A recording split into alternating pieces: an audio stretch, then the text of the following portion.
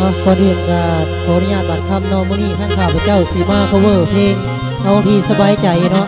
ถ้าผิดพลาดประการใดก็ขอโทษขออภัยนำอาจารย์ผู้ประพันธ์เพลงเนาะ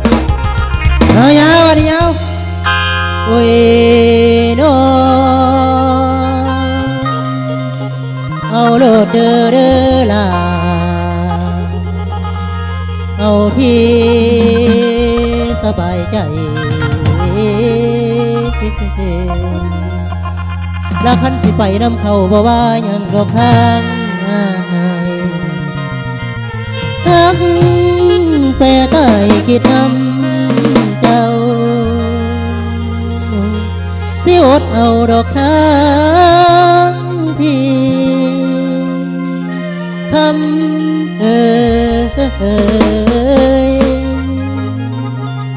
ถ้าเขาดีกว่าก็คงหักน้องบ่ฟังคุยดีน้องคุยน้อง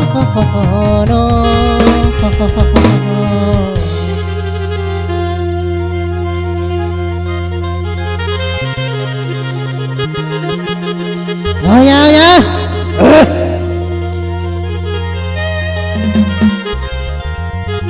ขอจักไล่จักแซ่เด้อ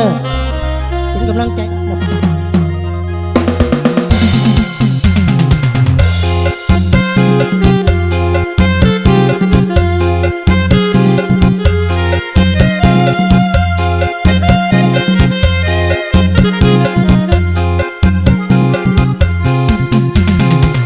เอาที่เธอสบายใจ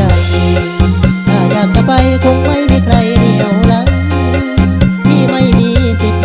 ที่จะคิดละครั้งเมื่อมีความหวังทั้งหน้าใจก็ไปดูแลทำอย่างแล้วเพื่อเจ้ายังที่เขาดีกว่านี้ใช่ไหมเอาโลดหนาเอาที่สบายใจไปสาไปน้องอยากเจ้าจงไปถ้าอยู่ด้วยกันมันทรมานบ่มีความหวานบ่มีความสุขเป็นทุกทางปี